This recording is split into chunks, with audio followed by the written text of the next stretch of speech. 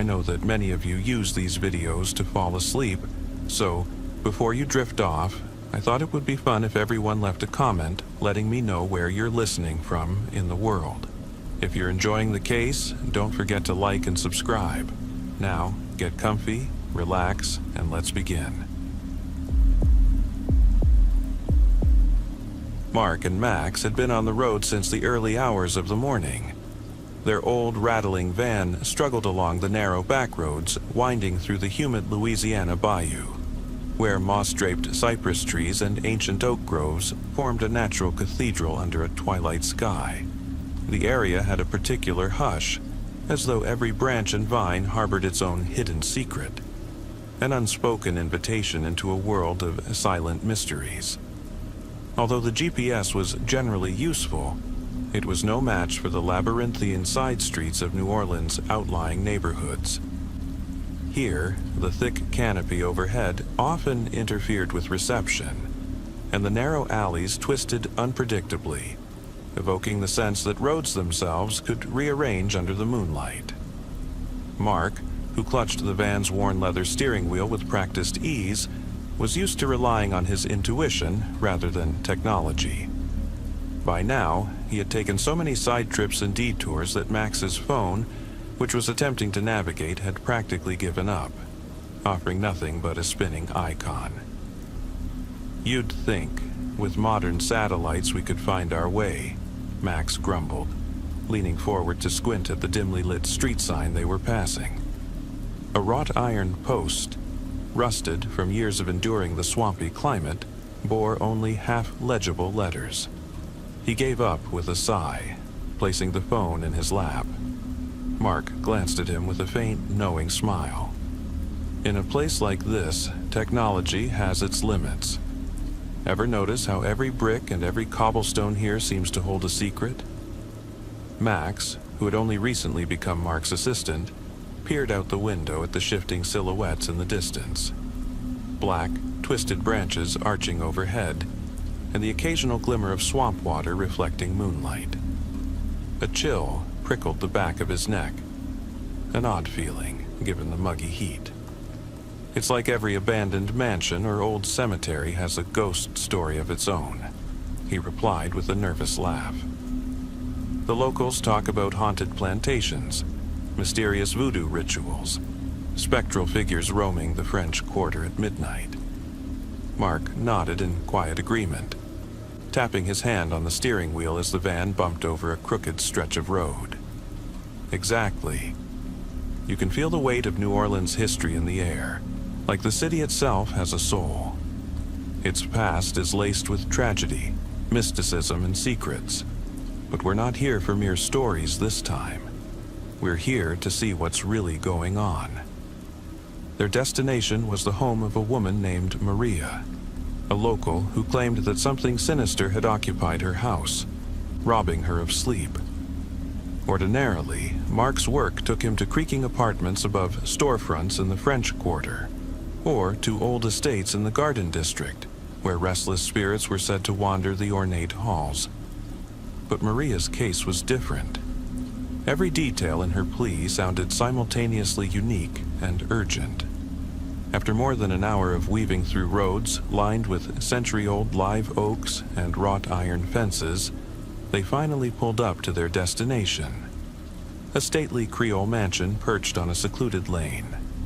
The architecture spoke of old wealth and family legacies, with tall columns supporting a wide veranda and shuttered windows that had likely witnessed generations come and go.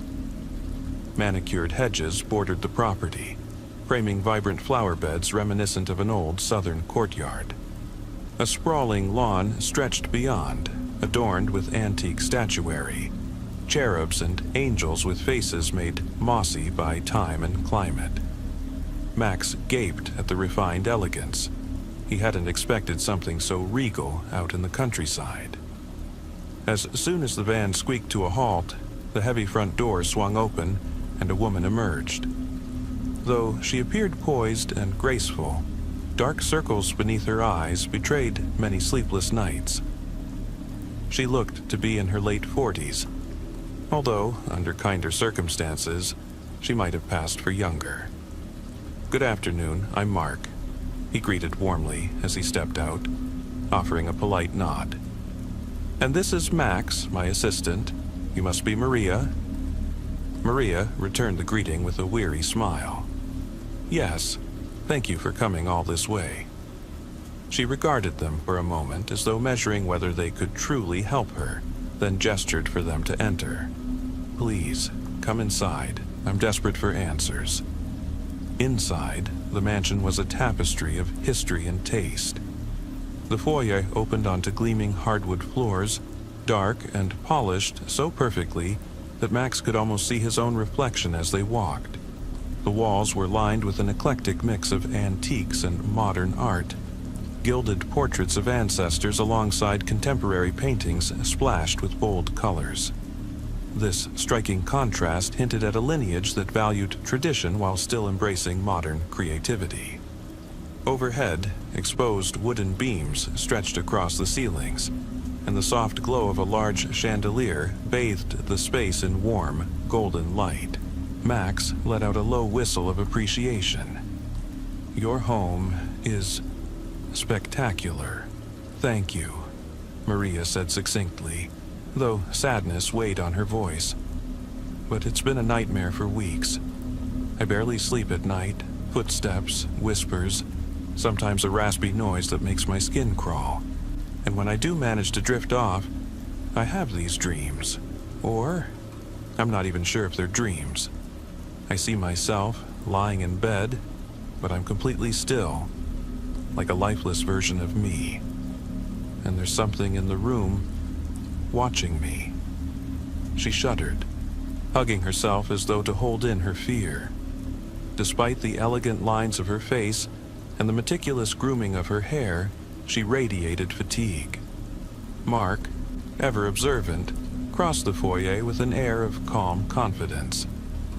"How long has this been going on?" Maria closed her eyes for a moment as if replaying the past few weeks. "It started about 2 months after my mother died. I fell into a deep depression, felt empty inside. Then these disturbances began. At first, I shrugged it off as nightmares or sleep paralysis, but the feeling is different. It's as though there's a shadow leaning over me, reaching for me." Mark listened with intense focus, nodding occasionally. Max could see him mentally cataloging her words, matching them against the many paranormal tales he'd studied and encountered firsthand. "You mentioned hearing whispers," Mark said. "Did you ever make out any words or phrases?" "They're too soft to understand," Maria replied, shaking her head. "It's more like hissing, a low, hushed hiss." Max shifted, feeling a faint tremor of unease. The mention of hissing conjured images of serpent-like entities or malevolent shadows. He'd heard rumors of such beings in old folk tales from the bayou, shapes that glided through the midnight gloom, feeding on fear or other intangible energies. They followed Maria down a corridor bathed in gentle lamplight. A subtle smell of lavender polish and wood oil filled the air, reminding Max of old libraries. Along the hallway walls hung various paintings, some depicting the rolling Mississippi landscapes in bright, impressionistic strokes, others capturing centuries-old portraits of severe-looking individuals in high-collared attire. Max's gaze caught on one painting in particular. It was a sunlit scene of a southern village, complete with white cottages and a tall steeple in the distance. Yet, tucked into the lower left corner was a ghostly outline of a figure, face veiled and nearly transparent. The figure's eyes, if it had them at all, seemed eerily fixed on whoever stood before the painting. Max felt goosebumps ripple along his arms, as though the image itself breathed with some hidden life. Maria must have noticed his reaction, for she offered a faint, knowing smile. "That painting's been in my family for generations. The legend says that the artist, a woman from the 19th century, was tormented by visions of the past. People claimed her works contained hidden images of phantoms. Despite Max's curiosity, there was no time to inquire further. They reached Maria's bedroom at the end of the corridor, and she pushed open the door, revealing a strikingly beautiful chamber. Light poured in from tall windows dressed in sheer drapes. Beyond the glass stretched a lush garden, alive with bougainvillea and jasmine. Ornate furniture, mahogany dressers, and an upholstered chaise lounge added a sense of timeless class. "And this is where the disturbances occur?" Mark asked, stepping inside. Maria nodded, motioning to the four-poster bed. Although the pillows and blankets were arranged with careful precision, the sheets were slightly rumpled, telling of the restless night she'd endured. "I hear the footsteps here. I see that presence hovering over me in the dead of night." As she spoke, she rubbed her arms and looked toward a large oval mirror framed in intricate silver filigree that resembled tangled vines. The mirror stood across from the bed, angled in such a way that a sleeper could see their own reflection as soon as they opened their eyes. Mark took note immediately. "You mentioned that you feel watched. Have you noticed anything unusual about the mirror itself? Sounds or changes in its reflection?" Maria hesitated, glancing at the mirror. "Sometimes I think I see shapes behind me, or behind my reflection. It could be my imagination, but..." Her voice trailed off. Mark's brow furrowed. He moved closer, running his fingertips along the mirror's edge as though testing for a hidden pulse. Max, too, examined the glass. For a second, he thought he detected a subtle shimmer, as if the surface rippled when touched, but that might have been a trick of his mind. "Mirrors can be gateways," Mark said softly, "especially antique ones. In many cultures, they've been seen as portals between the living and spirit realms." Before either Max or Maria could comment, a sudden crash echoed from somewhere below, causing them all to jump. Maria let out a startled gasp, her hand flying to her chest. "Oh, that's probably just the old shelf in the basement," she said shakily. "It happens sometimes, especially when the humidity rises. The wood warps and things tend to fall. Though I keep telling myself it's just that." "Let's take a look," Mark suggested, exchanging a glance with Max. Sometimes these occurrences can be more than just old wood and humidity. They followed Maria down a side staircase into a low-ceilinged basement. The air was cool and musty, illuminated by a single flickering light bulb that swayed with each footstep overhead. Stacks of aged crates were piled against the walls, some marked with dates that made Max's eyes widen. 1872, 1903, 1928. Old steamer trunks sat in one corner, partly covered by a threadbare blanket. Maria moved carefully, as if uneasy in the darkness, explaining that most of these were family heirlooms passed down from generation to generation. Max crouched by a toppled box, lifting the lid cautiously. Inside, he found a collection of thick, leather-bound tomes. The gold lettering on their spines was partially worn, but he could still make out titles like Hauntings in the Mississippi Delta and The Legend of the Midnight Stalker in the Bayou.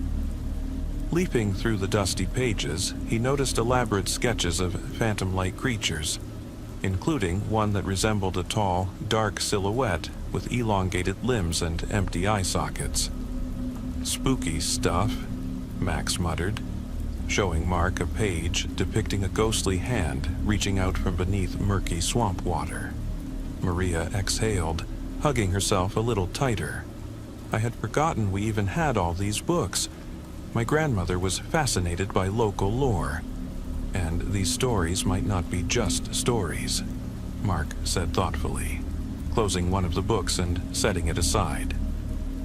"New Orleans is known for harboring more than its fair share of restless spirits, especially out here in the older parishes." They returned upstairs, each lost in thought. Mark began laying out his plans. He had brought protective charms, small pouches of blessed salt, and chalk for drawing sigils that would help ward off malevolent forces. Many of these items were stashed in 2 large, battered toolboxes in the back of their van. Toolboxes that, ironically, contained very few traditional tools. Maria watched him arrange his supplies with guarded curiosity. "Will we really need all that?" she asked. "We might," Mark replied. "If we're dealing with a typical poltergeist or residual haunting, a simple cleansing could be enough. But your description suggests something more parasitic. These beings sometimes thrive on emotions like grief, depression, or fear. They can latch onto a mirror, a painting, or any object with a strong history." As dusk gave way to night, the house took on a different character. Shadows elongated in the corridors, and the once inviting room seemed to harbor watchful eyes in every corner. By 10 o'clock, an almost preternatural hush had fallen. A breeze, unseasonably cool, whispered through the trees outside, and the full moon overhead seemed sharper, more pronounced against the sky. Maria insisted on staying in her own bedroom. She refused to surrender her personal space to the entity. Mark admired her resolve and agreed to set up the primary protective circle around her bed. Using chalk and a fine line of blessed salt, he drew a barrier meant to trap or repel the specter should it try to approach. The oval mirror was another concern. If it was truly a gateway, it needed its own seal, so Mark fashioned a ring of salt around its base, chanting a brief incantation under his breath. It wasn't a dramatic ritual, no flashing lights or booming voices, but Max had long since learned not to scoff at Mark's methods.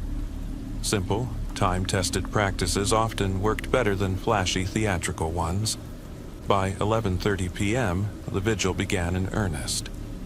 Maria lay under a thin blanket, her eyes shielded by a soft sleep mask that Mark had provided, so she wouldn't startle at any sudden visions.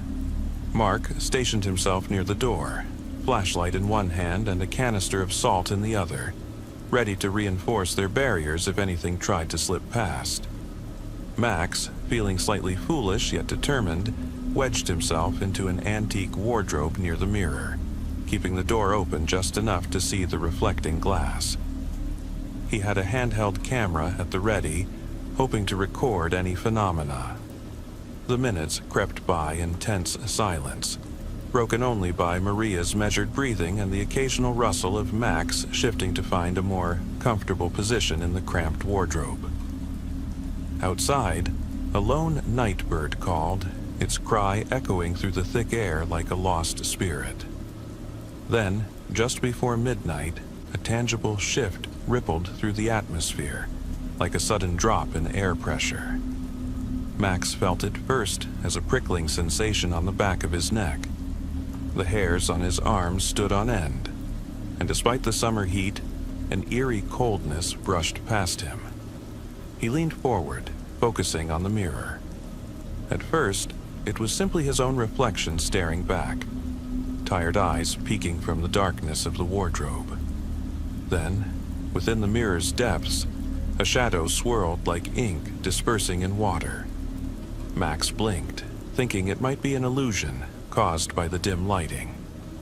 But the shadow thickened, curling into the shape of a hand that pressed against the inside of the glass, as if trying to push through a barrier. "Nay, nay, now," Max croaked, his voice catching in his throat. Mark snapped to attention, swinging the flashlight beam toward the mirror.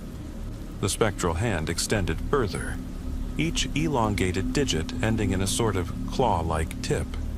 It looked unearthly, hovering between the corporeal and the intangible. "Everyone, stay calm," Mark whispered, though his heart was pounding. He signaled to Max to begin scattering salt around the mirror. Max leaped out and circled the mirror's frame with a careful line of grains, creating a glowing boundary that seemed to spark faintly under the moonlit gloom. But the entity was already pushing harder. A swirling, nearly humanoid shape began to emerge from the mirror's surface. It was towering, its form hunched and contorted. The most chilling aspect was the pair of large, luminous yellow eyes. The instant they appeared, they locked onto Maria. Even though she wore the sleep mask, Maria whimpered as though she sensed the unnatural gaze upon her. Mark poured a half-circle of salt around Maria's bed. As he did so, he spoke a few firm words under his breath, phrases borrowed from ancient texts on warding and protection. The effect was immediate. A faint bluish glow shimmered across the floor, forming a barrier that halted the entity's approach. A guttural hiss broke the silence, a sound so unnatural it seemed to come from deep within some hidden dimension.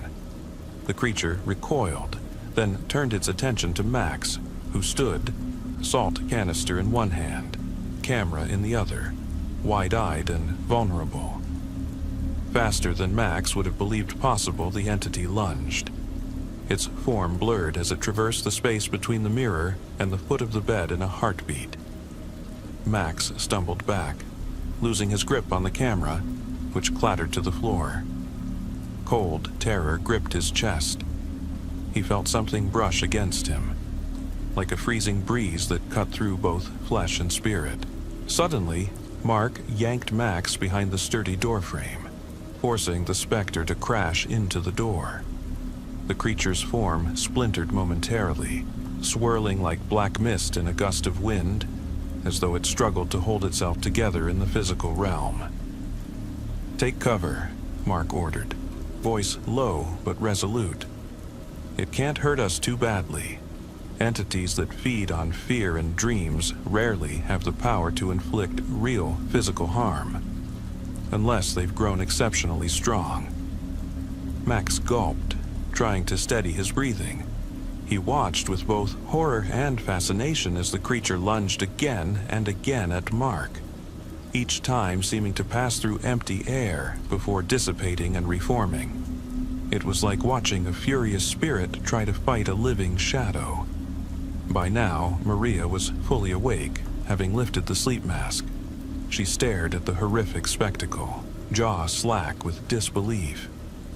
In the shadowy half-light, the monstrous figure looked almost desperate, like a wild animal searching for a crack in its cage. She locked eyes with Mark, voice trembling. "Is it harmless now?" Mark kept his own gaze on the phantom. Harmless might be too strong a word, but yes, it's contained. That protective circle around your bed is preventing it from getting to you, and the salt ring at the mirror is blocking its return to wherever it came from. The creature let out another hiss, flailing its misty limbs as it sought an unguarded escape route. A sizzling, crackling sound filled the air each time it tested the salt lines around the mirror, like static electricity finding no place to discharge. "We keep watch until dawn," Mark explained, glancing at Max. "These entities often draw power from the darkness. By sunrise, it'll be too weak to remain here." And so the night progressed in a tense standoff. The entity paced the perimeter of the room, testing both the mirror's salt barrier and the protective circle around Maria's bed. Sometimes it drifted near the bedroom door, as though probing the house for other potential gateways. But Mark and Max had taken precautions earlier in the evening, sealing every reflective surface and window with small salt pouches and chalk symbols. Exhausted and still vibrating with adrenaline, Maria let Mark guide her from the bedroom for short breaks to help her calm down.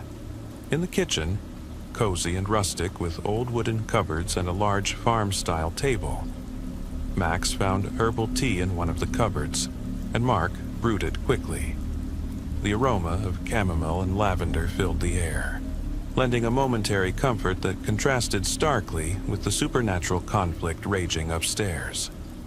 They returned to the bedroom just before dawn, unwilling to leave the creature unobserved for too long. By then, it had grown sluggish, its movements less focused, its hisses soft and strained. The shapes it formed seemed less stable, flickering as though it were an image on a failing projector. Then, the first rays of the rising sun broke over the horizon, filtering through the tall windows. With a final, faint shriek, the shadow creature dissolved like mist in bright light, leaving behind no trace but a faint shimmer along the mirror's surface. Cracks, fine as spider webs, etched the glass, testament to the entity's frantic attempts to escape. Maria exhaled a trembling breath, a mix of relief and residual fear. "I can't believe it's really over," she said, her eyes scanning the room as though expecting another attack. Mark offered a reassuring smile, placing a hand gently on her shoulder. "You're free now." The barrier kept it contained. Once these creatures can't return to their realm before the sun rises, they lose their hold. Max stepped around the mirror carefully, mindful not to break the salt line until Mark gave the all clear. The air felt notably lighter, as if a heavy weight had been lifted from the mansion's atmosphere. "Still," Mark continued, turning to Maria, "I'd advise performing a thorough cleansing ritual in the house to clear out any lingering negative energy. And it might be a good idea to replace that mirror or, at the very least, store it away properly. These objects can sometimes retain traces of what passed through." Down in the kitchen, a warm, inviting space that felt worlds apart from the haunted tension they'd just endured, Maria flipped on the lights. Sunlight streamed through a window above the sink, illuminating a pastel collection of plates on a dish rack.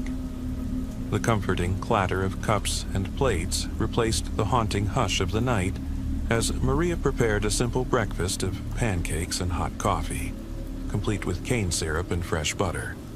"Thank you," she said, voice thick with emotion, once all three were settled at the table.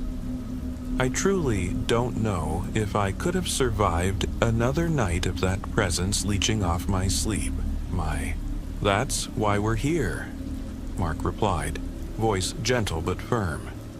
He glanced at Max, who grinned faintly around a mouthful of pancake. After the terror they'd just faced, the mundane pleasure of breakfast felt oddly surreal. By the time they finished eating, the sun had fully risen, casting its comforting glow over the lush garden visible through the kitchen window. Birds chirped among the flowers, and the oppressive night felt like a distant memory. Although Maria still looked exhausted, her eyes held a new spark of relief and hope. They said their final goodbyes on the veranda. Maria stood between the stately columns, the morning light catching on the slight silver in her hair. She clasped Mark's hand with genuine gratitude and then turned to Max. "Thank you both," she repeated softly. "You've given me back my home and my peace of mind." Outside, the battered van was waiting. The old engine turned over with a grumble that Max now found reassuring, almost comforting, and anchored to the real, tangible world. As they loaded their gear, Mark couldn't resist a final glance at the mansion, with its proud facade and hidden secrets. The swirling canopy of oak trees and the faint mist rolling off the bayou made for a picturesque scene, but the memory of what had transpired overnight lent the house an air of renewed mystery. "Ready for the next case?" Mark asked quietly as he slid behind the wheel, shutting the creaky driver's door. Max fastened his seatbelt with a tired laugh. "Absolutely, though maybe after a solid nap. I won't complain if we have a case that's just, I don't know, a squeaky old floorboard for once." Mark chuckled as the van pulled away from the estate and onto the country road. "Knowing this city and the surrounding bayous, I wouldn't count on it." The sun was already high above the swampland, burning off the last of the morning fog. In the distance, cypress trees and Spanish moss swayed gently, and an alligator's silhouette glided across the still waters of a nearby marsh. As they drove, The lingering sense of the supernatural receded into the landscape like a half-forgotten dream. But Mark knew better than to think it was gone entirely. In a place where every brick and every cobblestone whispered secrets of the past, there were always new tales to uncover, new corners of the bayou that concealed stories waiting to be told. And so the van rattled onward, leaving behind one conquered nightmare as Mark and Max set their sights on whatever eerie adventure New Orleans had yet to unveil. I am Teresa, 28 years old, born and raised in the timeless soul of New Orleans. The city's humid warmth, the brackish aroma of the Mississippi mingling with the tang of spicy cuisine, and the low hum of jazz drifting through the French Quarter at night shaped me from childhood. After graduating from Tulane University with a degree in communications, a promising job opportunity in Baton Rouge pulled me away from my beloved hometown. Originally, I planned to stay there for no more than a year. Yet, as it often happens in life, that single year stretched to 3. During those 3 years, I regularly returned to New Orleans like a migratory bird drawn to its ancestral home. My parents and siblings still lived in the old family shotgun house near Bywater, a historic neighborhood dotted with vibrant Creole cottages. My college friends, many of whom never left the city, waited for me on the weekends to catch up at the local bars, where the music of brass bands shook the walls and glasses clinked until dawn. And if there was one thing I clung to the most, it was the city's endless tapestry of legends.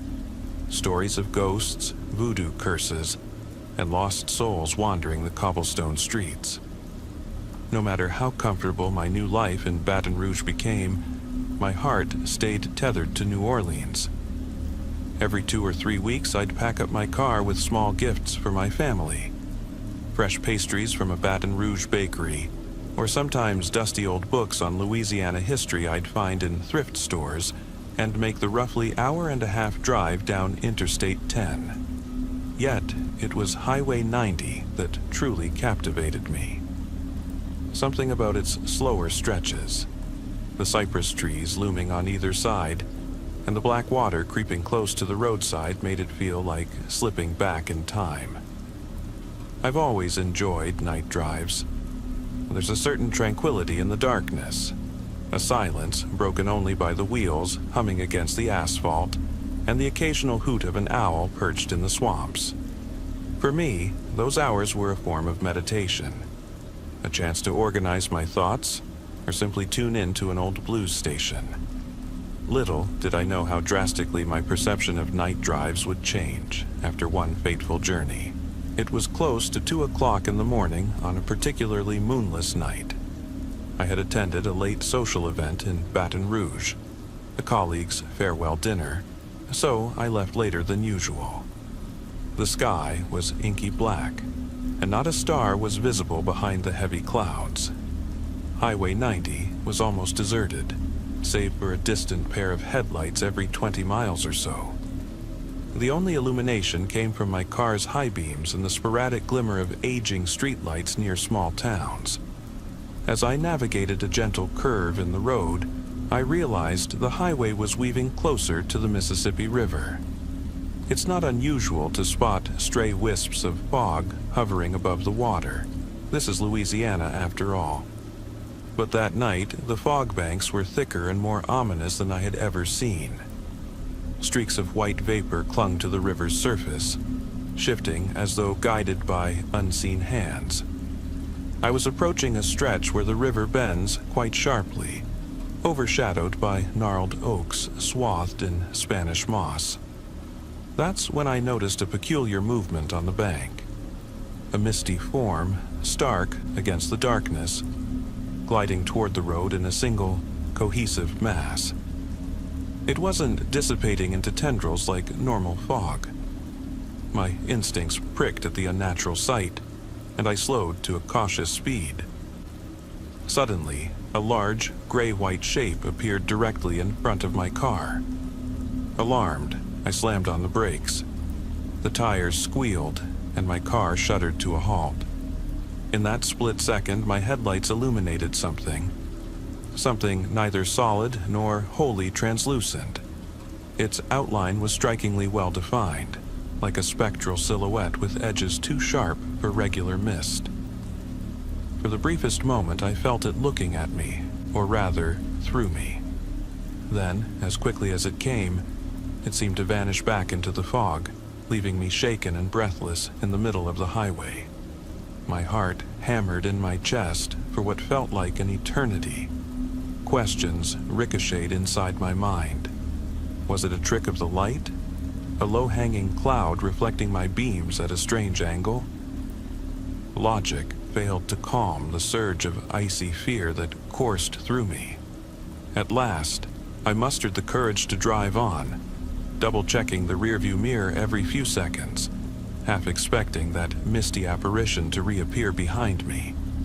Weeks passed before I mentioned what I'd seen to anyone. I chalked it up to exhaustion or overactive imagination. My next few trips between Baton Rouge and New Orleans were thankfully uneventful, until one particular night when I was returning home for a friend's birthday celebration. It was around 3:30 a.m., and again, the road was eerily quiet. The radio fizzled in and out of static, occasionally finding a station that played old Zydeco tunes. As I cruised along a segment of Highway 90 that cut through dense swamp, I spotted a lone figure walking at the edge of the road. This wasn't entirely unusual. Some local fishermen set out before dawn. But as my headlights panned over him, I noticed the shabby, threadbare coat he wore, something far too heavy for Louisiana's climate. He also held a tall, twisted cane that looked as if it had been carved from a knotted cypress branch. Cautious, I slowed down, worried he might stumble into traffic. But then he turned to face me, and I nearly lost my grip on the steering wheel.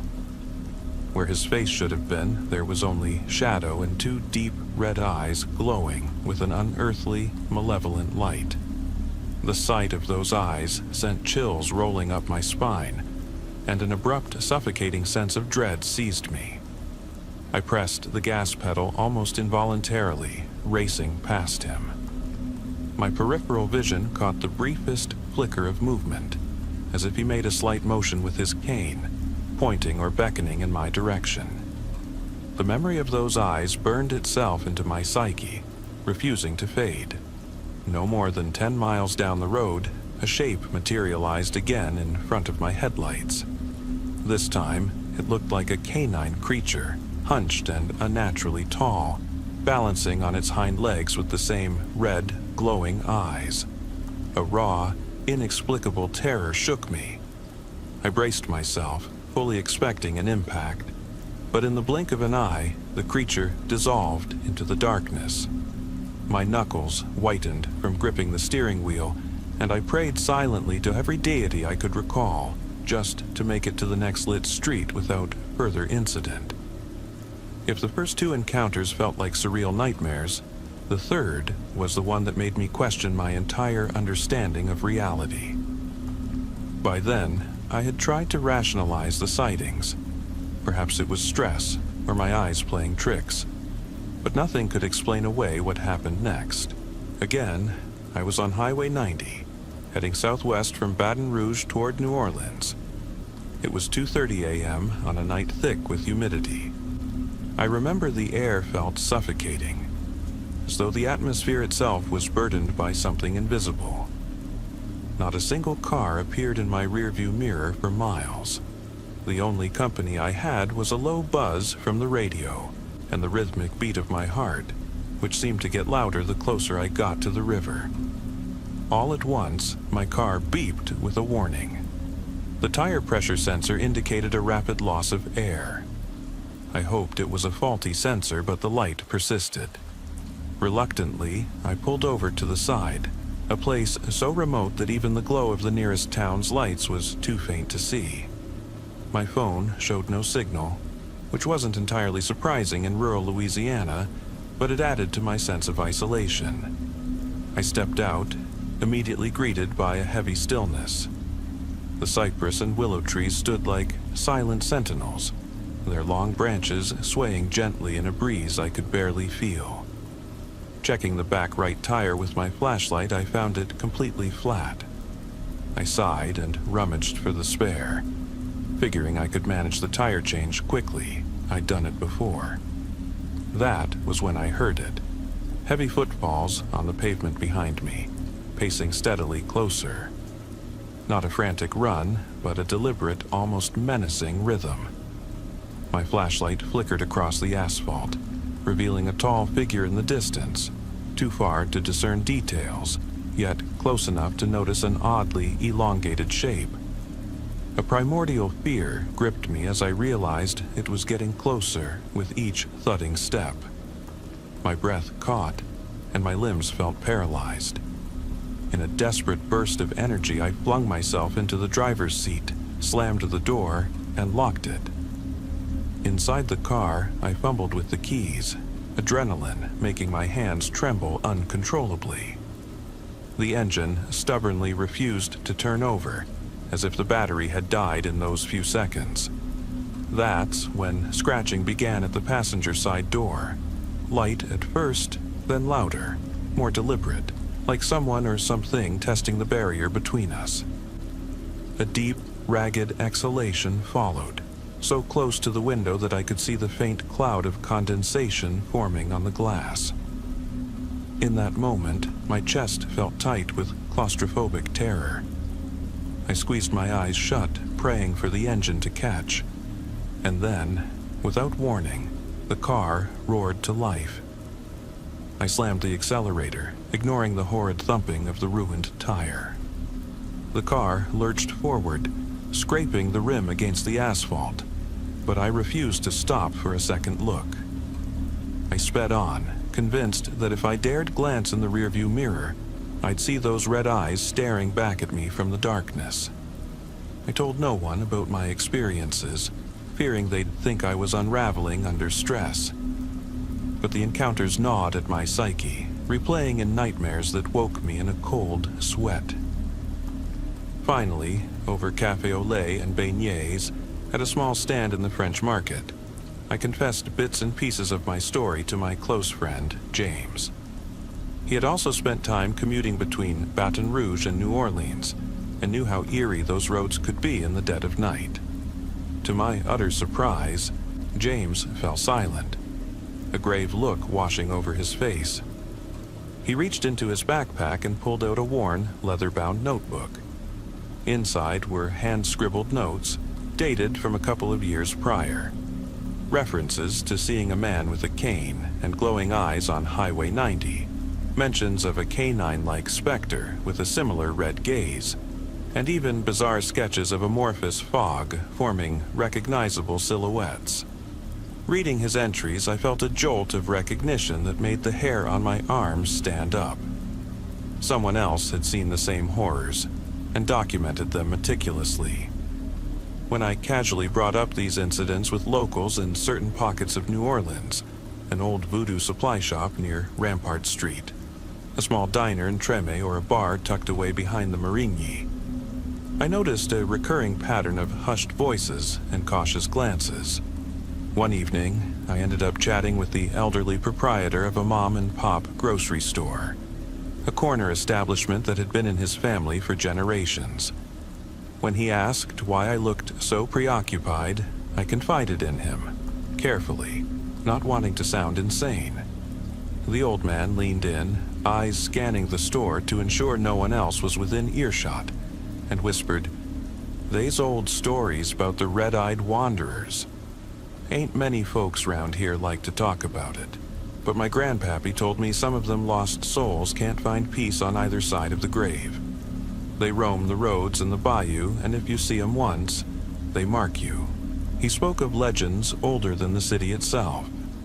Spirits bound to the waters and the land by some ancient curse or grief, able to adopt multiple forms.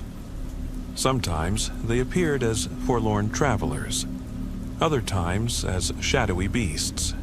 Children, he said, were once warned never to wander too close to the Mississippi after sunset because of these very apparitions. Hearing this, I felt a mix of dread and grim validation. I wasn't losing my mind. There was a thread connecting my encounters to the age-old folklore of Louisiana. Eventually, my 3-year stint in Baton Rouge came to a close. My contract ended, and I decided it was time to move home permanently. By that point, every nighttime drive haunted me with the possibility of seeing those terrible red eyes. So, I made a plan to travel during daylight as much as possible. Yet, in a twist of cruel fate, my moving schedule dragged longer than expected. By the time I loaded the last of my boxes and said goodbye to neighbors, dusk was already settling over the sky. As I merged onto Highway 90 for what I promised myself would be the last time, I glanced anxiously at the darkening horizon. The shoulders of the road seemed narrower than ever, and the looming silhouettes of cypress trees looked like silent watchers. Each mile seemed to stretch further, each bend in the road an invitation to something lurking just beyond my line of sight. A strange tension gripped me throughout the drive. My eyes darted to every patch of shadow, every swirl of fog near the water. But no figures appeared, no red glows pierced the gloom. Despite the lack of a direct encounter, I could not shake the sense of being watched, an invisible presence trailing me like a spectral guardian or tormentor. By the time I finally glimpsed the lights of New Orleans, I exhaled in sheer relief. My old neighborhood in Bywater felt like a sanctuary. My parents rushed out to greet me as I parked in front of the creaky iron gate, and my younger sister teased me for looking so pale. But despite their warmth, a part of me felt tethered to the terror I'd left behind on that road. To this day, my thoughts return to those nights on Highway 90. I sometimes sit on the porch of our shotgun house, a glass of sweet iced tea in hand, listening to the distant buzz of cicadas and remembering the scratching at my car door, the stifling hush of the deserted highway, and the oppressive gaze of those red eyes. James and I have compared notes countless times, trying to decipher some pattern. We learned that, scattered among local legends, references to the red-eyed wanderers pop up in different forms. Some attribute these apparitions to old voodoo curses cast on unsuspecting travelers. Others suggest they're the restless spirits of those who perished along the Mississippi's banks, victims of shipwrecks, floods, or even unsolved crimes. There's no official record, of course, no rational explanation that the modern world would accept. Yet, the stories persist, passed down in whispered warnings to children and travelers alike. I can't deny that I'm still deeply unsettled whenever I recall the events of those nights. Some part of me wonders if those entities remain forever bound to that stretch of highway, or if, having once set eyes on me, they might someday follow me into the city. I've caught myself peering out my bedroom window after midnight, half expecting to see a hunched figure with a cane, waiting under the flickering street lamp at the corner. If there's one lesson I've learned through these experiences, it's that some roads hold more secrets than we're ready to face. In New Orleans, we live alongside mysteries that have endured since before the city's founding. We see them in the cryptic symbols etched into above-ground tombs, in the half-forgotten spiritual traditions handed down by voodoo priestesses, and in the languid flow of the Mississippi, which has claimed and concealed countless stories over the centuries. Should you ever find yourself driving down a desolate Louisiana highway in the darkest hours of the night, I urge you to remember my story. Stay alert. Trust that primal feeling in the pit of your stomach, the one that warns you when something is off. Resist the temptation to pull over unless absolutely necessary. And if fate forces you to stop, pray that whatever walks the night passes you by. Because in a place where the veil between this world and the next is paper thin, it doesn't take much to slip into a realm of shadows and restless spirits. I came back from that realm but not without scars, emotional, psychological, and not without the lingering fear that one day I might see those red eyes staring at me once more, illuminated by my headlights in the lonely dark. So ends my extended testimony, a longer and more detailed account of the nightmare that Highway 90 became for me. May these words serve as both a cautionary tale and a glimpse into the very real possibility that our roads, our lives, and our souls might sometimes intersect with phenomena we cannot understand. I first came to New Orleans because I needed a change, an escape from the mundane routines that had defined my life for so long. A year ago, I packed what little I owned into my battered old sedan, leaving behind the uniform lawns and identical houses of my home state. New Orleans seemed like the right place to begin anew. A city with a pulse all its own, where history drifts through the streets as tangibly as the Mississippi River itself. When I arrived, it was mid-afternoon, and the sun cast an almost theatrical light on the city's architecture. My new home stood in the heart of the French Quarter, tucked between two more modern-looking buildings. In contrast, the house itself had a worn elegance, boasting wrought iron balconies adorned with curling vines of ivy. The shutters were a faded olive green, peeling at the corners, revealing layers of paint from older eras. One look, and I knew it had stood witness to countless stories, from the time of horse-drawn carriages and gas lanterns to the modern bustle of today's Bourbon Street. Walking along the cobblestone sidewalks for the first time, I felt almost like an intruder stepping into another century. Street performers played saxophones and violins on corners, their music echoing from cracked brick walls. Tourists meandered in colorful clothing, cameras and phones at the ready, marveling at the swirling ferns that dangled over iron railings. A carriage horse clopped by, the driver tipping his hat to passers-by, and always, at every turn, you could smell a mingling of fresh beignets, chicory coffee, and the heavier scents of incense drifting out of voodoo shops. Beneath that veneer of carnival-like vibrancy lay an older, quieter undercurrent, like shadows dancing in the corners of your vision. It was in the hush of an alleyway, in the flicker of a street lamp at dusk, or in the whispering hush of oak trees draped with Spanish moss in the nearby garden district. I felt it the moment I stepped out of my car. This was a city not quite like any other, a place unafraid to blend the mundane with the mystical. My landlady, Mrs. Maribel Duproux, was waiting at the entrance, leaning lightly on a carved walking cane. She was a petite woman, well into her 70s, with silver hair pinned in a tight bun, giving her an air of old-world grace. She greeted me with a polite but restrained smile. "I'm pleased you made it safely," she said, her soft Louisiana accent smoothing the words. "We don't get many long-term renters in this part of the quarter, especially young students." She handed over a single key on a wrought iron keychain shaped like a fleur-de-lis. "That key is 100 years old at least," she informed me. "Keep it safe. Locks in this house like to stay loyal to the original hardware." As we ventured into the townhouse's interior, a hush seemed to fall.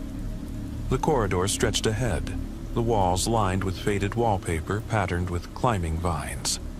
Wooden floors creaked beneath every step. One corner of the hall was occupied by an antique chair, its upholstery worn to threads. Everything smelled faintly musty, like old books and memories left to rest in darkened rooms. "This house has old bones," Mrs. Dupree commented, tapping the wall gently with her cane. "Old memories, too. If you ever feel uneasy, just talk to it. Let it know you're here in peace."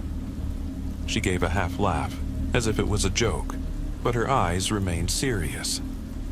I offered a small smile in return, unsure how to respond. I'd heard rumors of New Orleans' haunted reputation, People spoke of ghosts like they were as common as the city's summer thunderstorms. But I told myself these tales were mostly tourist fodder.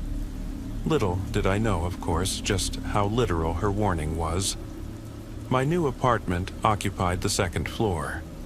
Sunlight filtered through tall windows at odd angles, casting pale bars of light on the hardwood floor. I found the living room cozy, if outdated. A large fireplace with an ornate mantel, built-in shelves, and a chandelier drooping from the ceiling. The mantel displayed a few old figurines, a porcelain cat, a small angel, left behind by previous tenants or possibly by the original owners. The place emanated a sense of weighty history that both intrigued and unsettled me. I arranged my few belongings, stacking books on the dusty shelves and placing bright throw pillows on the couch in an attempt to bring color to the gloomy interior. Chili, my black and white cat who had traveled with me, sniffed around curiously, tail fluffed with apprehension. He prowled from room to room, pausing at closed doors as though expecting someone to open them from the other side. Despite the house's dark corners, I was eager to start this new chapter. My master's program in history, with a specialization in Southern folklore, was set to begin at a local university just outside the quarter. I spent the first few weeks attending orientation sessions, meeting professors, and forging friendships with classmates who hailed from all over the country. We bonded over coffee and late-night study groups, often venturing into the quarter afterward to soak up the lively bars or just wander down quiet streets under old lanterns. Little by little, I learned the rhythms of the city. I discovered that the faint sound of distant saxophone music often lulled me to sleep, and that the thick Louisiana humidity could make even the simplest daytime errands feel like wading through warm water. I found a favorite cafe near Jackson Square, where the baristas drew little designs in my latte foam, and a fruit stand that sold the sweetest peaches I had ever tasted. It felt like I was slipping into an alternate universe, somewhere both enthralling and dangerously enchanting. For a time, nothing particularly alarming happened within my new home. I caught glimpses of flickering shadows in the corner of my eye, or sometimes heard footsteps on the stairs when Chili was curled at my feet. But I chalked these up to the house's age. Old wood and old pipes, I reasoned, could create all sorts of illusions. Besides, I'd experienced small supernatural quirks all my life, like lamps that switched themselves off, or doors that sometimes opened if I stared at them too long. I had grown used to brushing these things aside. But then came the first undeniable sign. My favorite turquoise hairbrush disappeared from the bathroom counter. I combed the entire apartment, under sofas, behind doors, even inside the fridge, just to be absolutely sure. No luck. 3 days later, it reappeared in the exact spot I remembered leaving it. Not dusty or out of place, just there, mockingly mundane. I tried not to dwell on it. I was juggling coursework deadlines and social gatherings, so maybe my memory was just playing tricks on me. Yet a part of me couldn't ignore the chill that came whenever I glanced at that hairbrush, as though it had been somewhere beyond my sight, and then decided to return. My friend Madison, a literature major with an obsession for Gothic novels, soon became a regular visitor. She had an adventurous spirit and a fascination with anything eerie, so she was naturally drawn to my old Creole townhouse. One cool Friday evening, I invited her for dinner. We picked up takeout from a nearby gumbo shop and ate in the living room by the soft glow of 2 antique lamps. The walls seemed to hold their breath, listening in on our conversation. At one point, Madison excused herself to the bathroom. When she returned, she wore a puzzled expression. "You're a neat freak, huh?" she teased. I blinked, genuinely confused, as she led me to the bathroom. Every bottle, every tube, lotion, shampoo, soap dispensers, had been lined up in an impossibly straight row, precisely equidistant. I stood there, heart pounding. I certainly hadn't arranged them that way, and Madison looked too genuinely startled to be pulling a prank. An uneasy hush settled over us.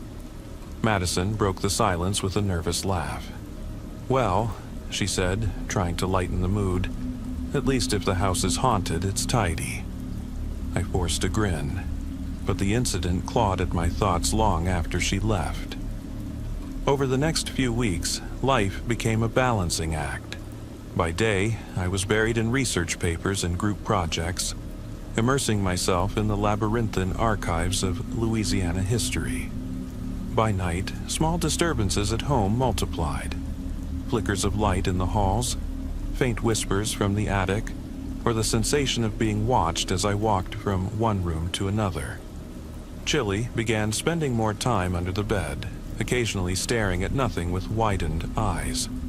One Saturday morning, I awoke early, intending to enjoy a lazy brunch in the kitchen. Instead, I found an arrangement of silverware on my table. Forks, knives, spoons, all placed in a perfect circle with their handles pointing inward. It was so precise, so meticulous, that it sent a jolt of unease through me. It felt almost like a ritual symbol, though I couldn't decipher its meaning. My hands trembled as I hastily gathered the utensils, scattering them in the sink. If some entity was leaving me messages, I wanted no part of it. Still, I tried to maintain a sense of normalcy. I threw myself into my studies, stayed late at the university library, and joined a small research group exploring Louisiana's Creole culture. We took field trips to old plantations along the river, took notes on Creole architecture, and interviewed local historians who seemed to have a story for every century. My fascination with the city's past deepened, yet a part of me recognized I was living on the edge of something distinctly supernatural. Each day, I wondered if I was inviting more activity by studying the city's haunted history. One of the most jarring incidents occurred after I spent an entire day at the library, poring over archival documents. I returned home well past sunset. The quarter was lively. Tourists snapping photos of costumed street performers, a brass band marching by, the smell of fried foods wafting from open windows. Inside my townhouse, I was greeted by an unsettling sight. The living room was in disarray. An antique armoire, which had been closed and locked since I moved in, stood wide open. Cans of soup, boxes of cereal, bags of rice, all my pantry staples, were stacked in a precarious tower inside it, nearly reaching the top shelf. Chairs had been pushed together in bizarre formations, pillows tossed in corners, and a single dining chair balanced on top of the tower like a crowning piece. It looked like some twisted art installation. Chili was crouched in the corner, eyes darting around the room as if following invisible movements. My heart hammered in my chest. I dropped my backpack on the floor and frantically checked for signs of forced entry. Nothing. Windows and doors were locked as I had left them. Only my key could open the front door, and I had it with me all day. The sense of violation ran deep. For hours, I reorganized everything, replacing cans in the kitchen and returning furniture to its rightful place. The entire time, I felt eyes upon me, as though the house was silently laughing at my efforts. More than once, I glanced over my shoulder, certain I'd see someone lurking in the shadows. But the rooms were empty, just me, Chili, and the echo of my own ragged breathing. On a sweltering evening soon after, I awoke in the middle of the night to a faint scraping sound from downstairs.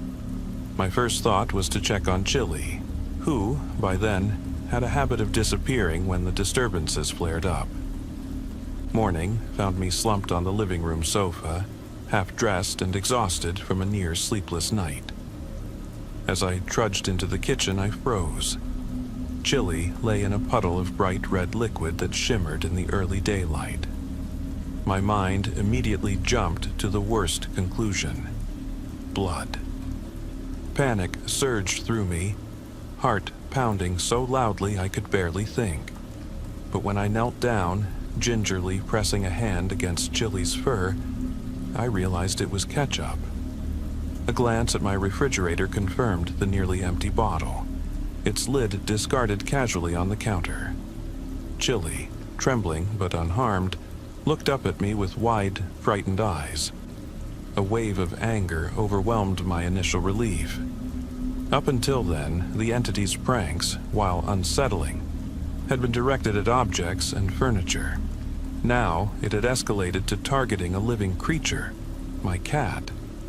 It felt personal, a violation of a boundary I hadn't realized I'd set. I cleaned Chili in the sink, gently talking to her in a soothing voice. Then, still drenched in dread, I whispered to the house, "Enough. Stop this, or if you must haunt someone, haunt me, but leave my cat alone." I adopted a new nightly routine, locking Chili in my bedroom with me, sprinkling a bit of salt at the thresholds, an old folk remedy I read about, and leaving a dim lamp on. The nights became a haunted vigil, with distant scraping noises echoing in the attic, and doors opening on their own with groans of protest. Sleep was scarce. My class performance began to slip. Friends noticed the dark circles under my eyes, but I offered excuses. Long study sessions, stress, allergies, anything but the truth. I wasn't ready for people to think I was losing my mind. Then came the morning I discovered the word "stay" scrawled across the bathroom mirror, on the tiles, and even on the porcelain tub. Soap, shampoo, and toothpaste formed a ghostly chorus of letters. The message left me shaking. Whoever or whatever was behind these disturbances had grown bolder, more purposeful, and it was issuing demands now. Struggling to maintain composure, I stumbled into the kitchen, only to find my largest knife standing upright on the table, gleaming under the overhead light. A family photo that I'd brought from my childhood home, my parents and me smiling at a picnic, had been pinned to the wall with the tip of that knife, the rest of it ripped away so that only my face remained intact. My parents' images were shredded. That was the moment the true horror sank in. This was no longer a few ghostly pranks. It was a targeted attack by a presence intent on dominating not just the space, but me. My sense of safety, my cherished memories, my beloved pet. Everything was a piece on its stage of fear. Desperate, exhausted, and terrified, I remembered the cautionary tales my classmates had shared about vengeful spirits in old Creole homes. Some recommended local mediums, others joked nervously about exorcists.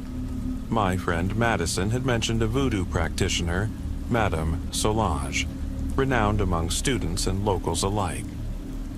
People whispered that her family lineage traced back to one of the earliest Creole matriarchs, granting her unique insight into spirits that roamed these parts. Her shop was tucked away on a quiet side street near Jackson Square. From the outside, it appeared unassuming, a small sign reading, "Madame Solange's Remedies and Charms." Inside, the air was thick with the scent of burning sage and myrrh, the shelves lined with jars of dried herbs, powders, and colored candles. The walls were draped in embroidered cloths depicting symbols I didn't recognize.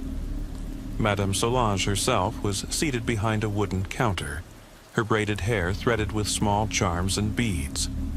She regarded me with calm, knowing eyes, nodding as though she'd expected my arrival.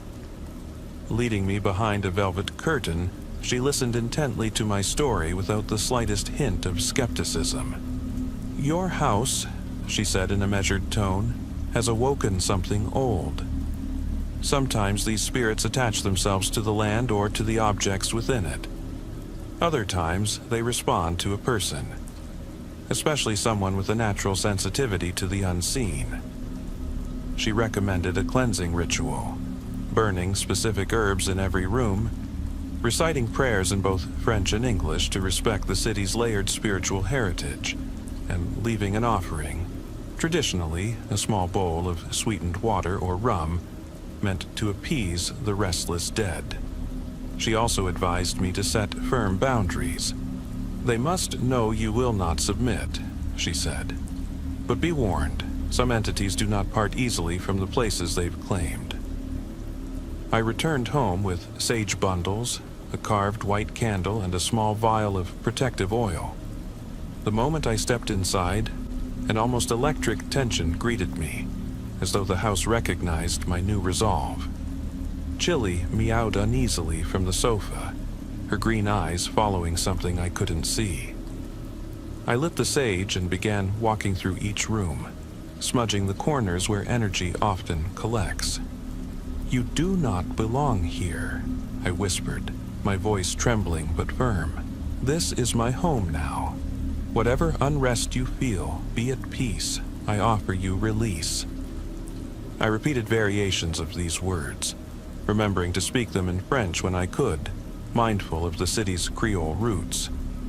The smoke spiraled upwards, clinging to the rafters and swirling in pockets of stale air. In the kitchen, I placed the carved white candle in a small dish of salt and lit it. The flame shimmered, illuminating the old cabinets and worn countertops. Then I left a bowl of sweetened rum, saying, "Take this as a sign of my respect. May we find harmony, or may we part ways." For a brief moment I felt the pressure in the air lessen, as though something had stepped back. But soon after, I heard a heavy thud in the living room. Rushing in, I found one of the armchairs tipped on its side, the cushion yanked out and tossed a few feet away. It felt like a defiant gesture, yet the atmosphere had shifted. The aggression, while present, seemed less suffocating, more uncertain. I spent the rest of the evening repeating prayers and relighting the sage whenever it burned low. Over the next few days, the activity ebbed and flowed. Sometimes I'd find objects rearranged again. Books stacked in odd patterns, drawers yanked open. Other times, the house felt almost peaceful, the new hush feeling like a tenuous truce. Late one night, I heard faint music, distant and tinny, like an old record player spinning a jazz tune from decades past. But it stopped abruptly whenever I tried to trace the source. Then came a violent outburst that shattered my fragile sense of progress. In the early hours of a Monday morning, a thunderstorm rolled in, rattling windows with gusts of wind and sheets of rain. I woke to a deafening crash in the hallway. My bedroom door flew open so hard it banged into the wall, the handle leaving a dent. In the flickering lightning, I saw a shapeless shadow flicker across the ceiling, vanishing as quickly as it appeared. Downstairs, I discovered the living room in chaos. Books flung from shelves, the coffee table overturned, and a spiderweb of cracks in the mirror above the fireplace. Chili cowered behind the sofa, pupils dilated with terror. My heart thundered in my ears as I realized that the entity had not been banished at all. It was fighting back with renewed force. At my wit's end, I called Madison, begging her to come over despite the storm. She arrived drenched, clutching a thick old tome borrowed from the university library. The book, she explained, contained accounts of local Creole rituals and exorcisms carried out in the city's earlier days. Many of them involved a combination of Catholic prayers and African spiritual elements, reflecting the diverse heritage of New Orleans. By candlelight, the two of us began reciting passages, stumbling over archaic French phrases. Outside, lightning illuminated the French Quarter, revealing narrow streets slick with rain and the silhouettes of iron balconies.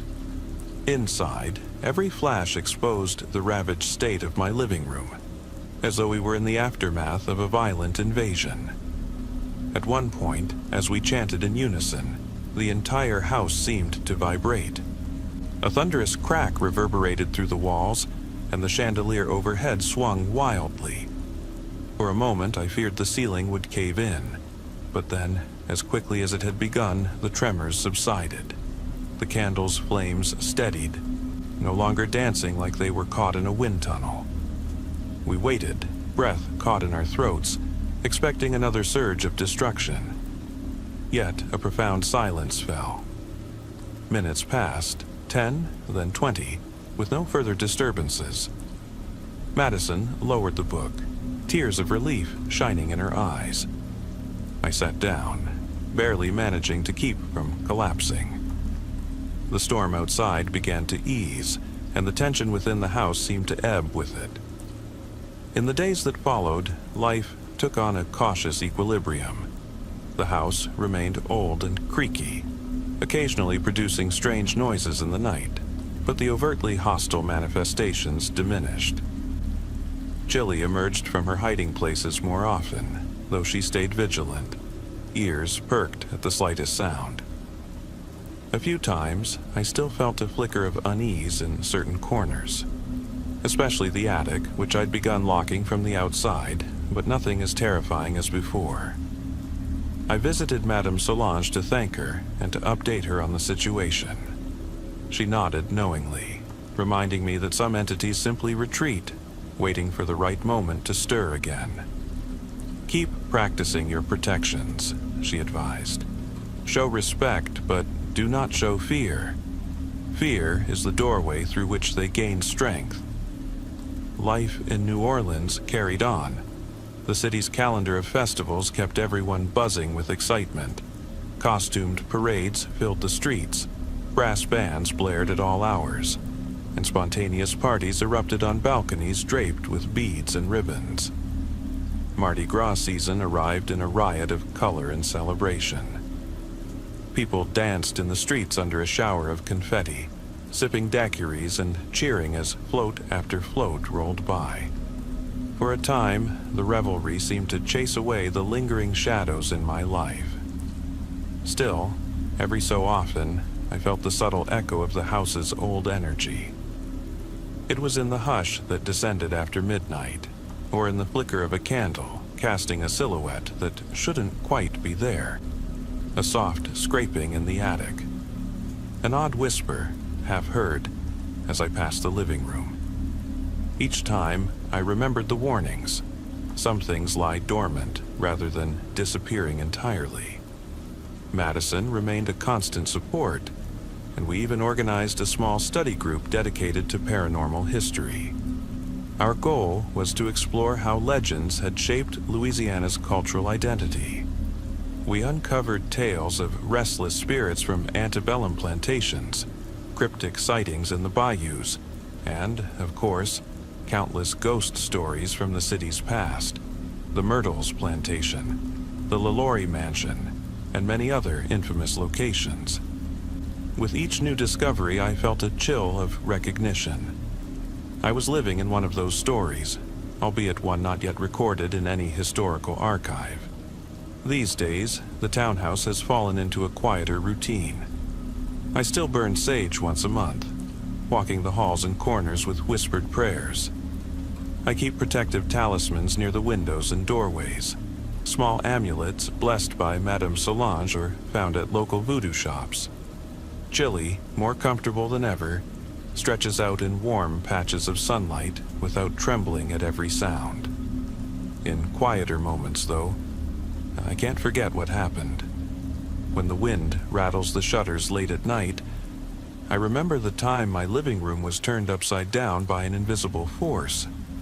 When I set a jar of salt on the kitchen counter, I recall the circle of silverware, arranged like some arcane symbol.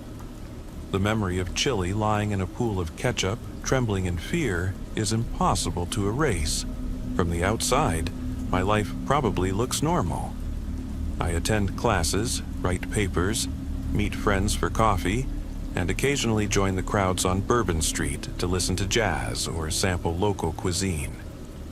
Yet beneath that ordinary facade, I've gained a profound awareness of how thin the veil between the seen and the unseen can be, especially in a place like New Orleans, where history and spirit coexist as naturally as air and breath. New Orleans is a tapestry woven from the threads of countless cultures. French, Spanish, African, Caribbean, and American, all mingling in the humid air. It's a place where the boundaries between the living and the dead seem more porous than elsewhere. Ghost tours file down the streets nightly, their guides spinning tales of tragic brides and phantom children, of old voodoo queens still roaming the alleys. I sometimes hear the hushed awe of tourists as they pass my townhouse, the guide pointing out old structures rumored to be haunted. They speak of restless spirits as though they're as common as street musicians, and in this city, maybe they are. I've learned to coexist with whatever lingers here. I speak gently to the house sometimes, like one might to a pet or a skittish roommate. I tell it when I'm leaving for the day, and I announce my return at night. There's a sense that the walls are listening, that they're old enough and alive enough to hold a grudge if I don't show proper respect. I keep fresh flowers on the fireplace mantel, an unspoken offering to any presence that might appreciate the gesture. Though I've regained a semblance of peace, I can't pretend the ordeal left me unscarred. Every creak of the floorboards, every flicker of a dying light bulb might trigger a small surge of anxiety. I suspect that, on some level, the house has claimed a part of me, just as I've claimed it by choosing to remain. Some nights, when the city's revelry has quieted and a hush blankets the quarter, I listen for footsteps on the stairs. I linger in the living room, half expecting the furniture to tremble or rearrange itself once again. But for now, all is still. Perhaps the spirits have returned to their slumber, or perhaps they merely watch from the corners, waiting. Either way, I've learned that in New Orleans, a city radiant with jazz and haunted by its own legends. The line between ordinary life and the supernatural is as thin as a thread of Spanish moss. Here, in this old Creole townhouse, I continue my life, mindful of the secrets hidden in walls, respectful of the energies that share my space. And so, I remain, a wary tenant in a haunted home, buoyed by the vibrancy of the city I've come to love, ever watchful for the moment when the shadows might stir again.